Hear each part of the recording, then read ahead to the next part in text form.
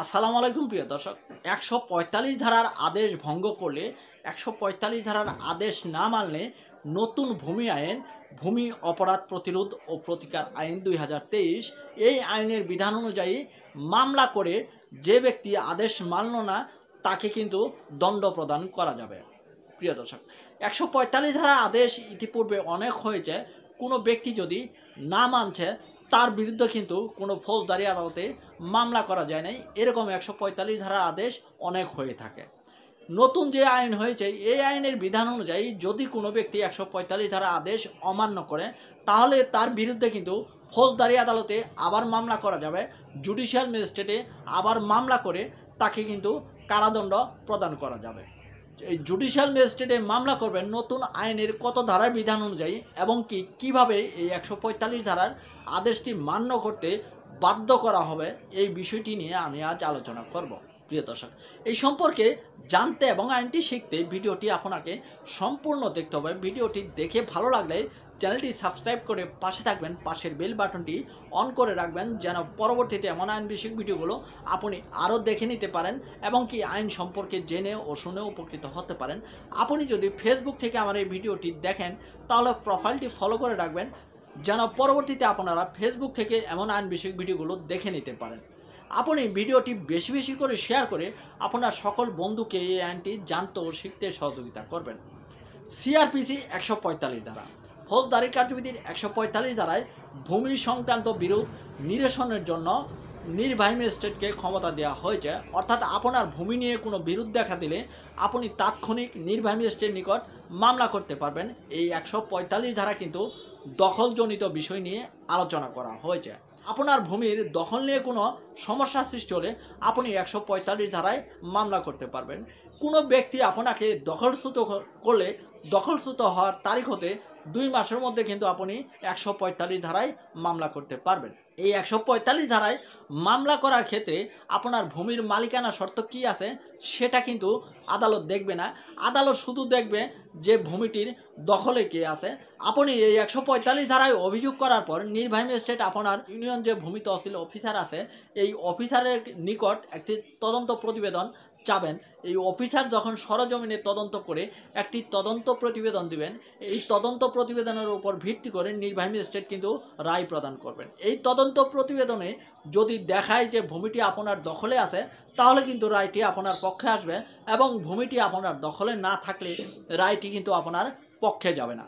তাই ১৪৫ ধারা মামলা করার আগে আপনাকে দুটি বিষয় মাথায় রাখতে হবে। একটি হচ্ছে ভূমিটি আপনার দখলে আছে কিনা এবং ভূমিটি দখলচ্যুত হওয়ার তারিখ হতে আপনি ২ মাসের মধ্যে মামলা করেছেন কিনা। এই ১৪৫ ধারা মামলা অহরহ মামলা আদেশ হচ্ছে। এই আদেশ কিন্তু অনেকেই মানতে চায় না। কিন্তু নতুন যে ভূমি আইন হয়েছে, ভূমি অপরাধ প্রতিরোধ ও প্রতিকার আইন ২০২৩, এই আইনের বিধান অনুযায়ী আপনি যদি ১৪৫ ধারার আদেশ অমান্য করেন তাহলে আপনার বিরুদ্ধে কিন্তু আবার ম্যাজিস্ট্রেট কোর্টে মামলা করা যাবে। ম্যাজিস্ট্রেট কোর্টে মামলা করে আপনাকে দণ্ড দেওয়া যাবে। এখন থেকে ১৪৫ ধারা আদেশ আপনি অমান্য করলে আপনার অবশ্যই দণ্ড হবে। আমরা যদি নতুন ভূমি আইনের ৮ ধারার দিকে তাকাই, নতুন ভূমি আইনের ৮ ধারায় কিন্তু দখল পুনরুদ্ধার সংক্রান্ত বিধান আছে। নতুন ভূমি আইনের ৮ ধারা এবং সিআরপিসির ১৪৫ ধারা এর মধ্যে কিন্তু কোনো ডিফারেন্স নাই। এর মধ্যে ডিফারেন্স আছে একটাই, সেটি হচ্ছে নতুন ভূমি আইনের ৮ ধারায় কোনো ব্যক্তি যদি মামলা করে তাহলে তার মামলার রেমেডি বা প্রতিকার দিবে ৩ মাসের মধ্যে এবং আপনি যদি ১৪৫ ধারায় মামলা করেন ১৪৫ ধারায় কত দিনের মধ্যে মামলাটি নিষ্পত্তি করবে এরকম কোনো কিন্তু বিধান নাই। নতুন ভূমি আইনের ৮ ধারায় আপনাকে মামলা করতে হবে। মামলা করার ক্ষেত্রে আপনি কতদিন পূর্বে দখলচ্যুত হয়েছেন এমন কোনো বিধান নাই। কিন্তু ১৪৫ ধারায় যদি আপনি মামলা করেন দখলচ্যুত হওয়ার ২ মাসের মধ্যে আপনাকে মামলা করতে হবে। নতুন ভূমি আইনের ৮ ধারা এবং ১৪৫ ধারার মধ্যে পার্থক্য এতখানি। নতুন ভূমি আইনের ৮ ধারার ৮ উপধারার দিকে যদি আমরা লক্ষ্য করি তাহলে ৮ উপধারায় যে বিষয়টি আছে এই আইনের কার্যাবলী বা এই ধারার কার্যাবলী বিধি দ্বারা নিয়ন্ত্রিত হবে। এই ৮ ধারার নিচে কিন্তু একটি শর্ত দেওয়া হয়েছে, সেটি হচ্ছে তবে শর্ত থাকে যে বিধি যতদিন প্রণীত না হবে ততদিন ১৪৫ ধারার বিধান অনুযায়ী এই নতুন আইনের কার্যক্রম পরিচালিত হবে।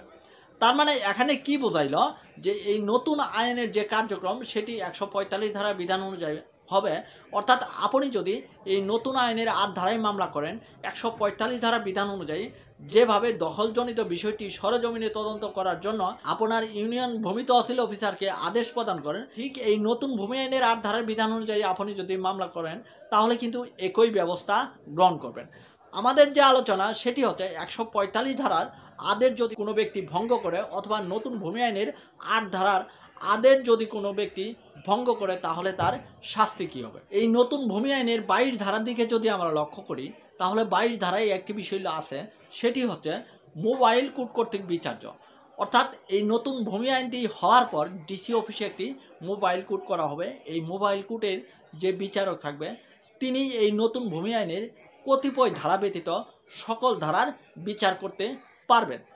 এই মোবাইল কোর্ট কোন কোন ধারাগুলো বিচার করতে পারবেন না সেই ধারাগুলো হচ্ছে 4, 5, 15, 17। এখন আমরা 4 ধারার দিকে যদি লক্ষ্য করি তাহলে 4 ধারায় যে বিষয়টি আছে ভূমি বিষয়ে প্রতারণা ও দণ্ড, সেখানে দণ্ডের কথা বলা আছে। এরপরে 5 ধারার দিকে যদি আমরা লক্ষ্য করি, 5 ধারায় যে বিষয়টি আছে সেটি হচ্ছে ভূমি বিষয়ে জালিয়াতি ও দণ্ড।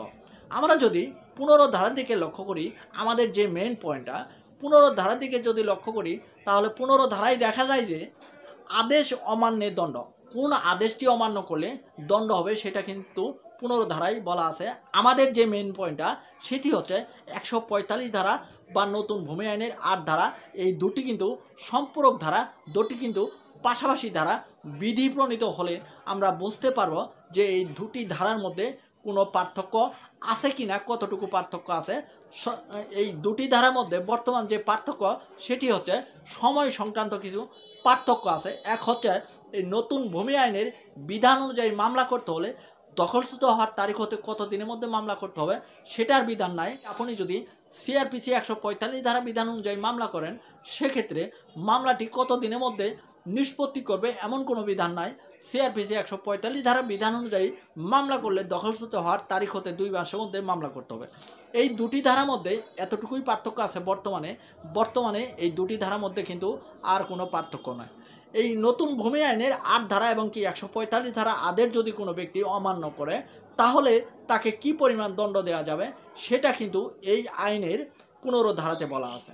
এই আইনের 15 ধারার বিধান অনুযায়ী যদি কোনো ব্যক্তি ধারা 8-এর অধীন প্রদত্ত আদেশ ইচ্ছাকৃতভাবে অমান্য বা লঙ্ঘন করেন বা উহা বাস্তবায়নে বাধা প্রদান করেন বা প্রতিবন্ধকতা সৃষ্টি করেন, তাহা হইলে উক্তরূপ কার্য হবে একটি অপরাধ এবং তজন্য তিনি অনধিক 2 বছর কারাদণ্ড ও অর্থদণ্ডে দণ্ডনীয় হবে।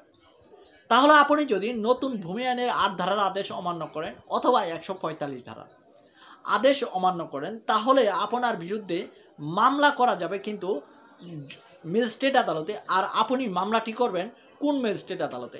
আমরা যদি সিআরপিসি 32-এর গ দফার দিকে লক্ষ্য করি তাহলে কিন্তু সেখানে দেখতে পাই যে 3য় শ্রেণীর ম্যাজিস্ট্রেট সর্বোচ্চ 2 বছরের কারাদণ্ড এবং কি 2000 টাকা অর্থদণ্ড প্রদান করতে পারে। যেহেতু এই আইনের 15 ধারাতে কোনো ব্যক্তি যদি এই আইনের 8 ধারা ভঙ্গ করে তাহলে তার বিরুদ্ধে 2 বছরের কারাদণ্ড এবং কি অর্থদণ্ড প্রদান করা যাবে, তাই এই মামলাটির বিচার করতে পারবে কিন্তু একটি জেলার 3য় শ্রেণীর ম্যাজিস্ট্রেট আদালত। আপনি মামলাটি করবেন 3য় শ্রেণী ম্যাজিস্ট্রেট আদালতে। 3য় শ্রেণী ম্যাজিস্ট্রেট আদালতে মামলাটি করার পর যে ব্যক্তি এই 145 ধারা আদেশ অমান্য করলো সেই ব্যক্তিকে কিন্তু এই আইনের বিধান অনুযায়ী দণ্ড প্রদান করবে। আর যে ব্যক্তি 145 ধারা আদেশ ভঙ্গ করলো সেই ব্যক্তিকে যদি 145 ধারা আদেশ ভঙ্গ করার জন্য কোনো ব্যক্তি প্ররোচনা দেয় তাহলে তাকেও কিন্তু এই আইনের বিধান অনুযায়ী অন্তর্ভুক্ত করতে পারবেন। আর সেটা কিন্তু নতুন ভূমি আইনের 16 ধারাতে বলা আছে। নতুন ভূমি আইনের 16 ধারায় যে বিষয়টি আছে সেটি হলো অপরাধ সংগঠনের সহায়তা ও প্ররোচনার দণ্ড। অর্থাৎ কোনো ব্যক্তি 145 ধারা বা নতুন ভূমি আইনের 8 ধারার আদেশ ভঙ্গ করলো, সেই ব্যক্তিকে কোনো ব্যক্তি সহায়তা করলো বা প্ররোচনা করলো, করিমের উপর নতুন ভূমি আইনের 8 ধারা বিধান অনুযায়ী আদেশ হয়েছে, 145 ধারা বিধান অনুযায়ী আদেশ হয়েছে। রহিম করিমকে বলতেছে যে এই আদেশ মানিস না, এই আদেশ না মানলে কি হবে? কিচ্ছু হবে না, যা এই আদেশ না মানে তুই জমিতে আবার যা। এরকম কথা যদি রহিম করিমকে বলে তাহলে রহিমের বিরুদ্ধে এই 16 ধারার বিধান অনুযায়ী কিন্তু রহিমকেও আপনি মামলায় আসামি করতে পারবেন, এবং কি রহিমও কিন্তু এই 15 ধারার বিধান অনুযায়ী করিম যে পরিমাণ দণ্ড পাবে রহিমও কিন্তু সম পরিমাণ দণ্ড পাবে, যেটা এই নতুন ভূমি আইনের 16 ধারাতে বলা আছে। তাই বর্তমানের যে বিধান, বর্তমানের যে আইন, এই আইনের বিধান অনুযায়ী 145 ধারা আদেশ কিন্তু আপনাকে অবশ্যই মানতে হবে। আর নতুন ভূমি আইনের 8 ধারায় যদি কোনো ব্যক্তি মামলা করে তাকেও কিন্তু এই বিষয়টি মানতে হবে। এখন আপনাদের প্রশ্ন হচ্ছে যে আপনারা মামলা কোন দিকে করবেন, কোন আইনের বিধান অনুযায়ী করবেন।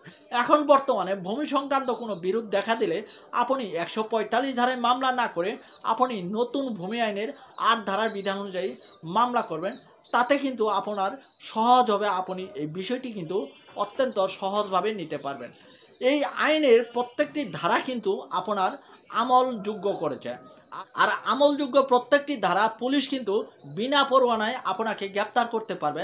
আর এটা কিন্তু বলা আছে সিআরপিসি 1898 এর 156 ধারায়। 156 ধারার বিধান অনুযায়ী পুলিশ অফিসার আমলযোগ্য অপরাধের জন্য আপনাকে গ্রেপ্তার করতে পারবে বিনা পরোয়ানায়। প্রিয় দর্শক, আজকের এই পর্বটি এই পর্যন্তই ছিল। পরবর্তীতে দেখা করব নতুন কোনো পর্বের নতুন কোনো টপিক আলোচনা করার সময়। সেই পর্যন্ত ভালো থাকুন, সুস্থ থাকুন, সুন্দর থাকুন। ধন্যবাদ সবাইকে।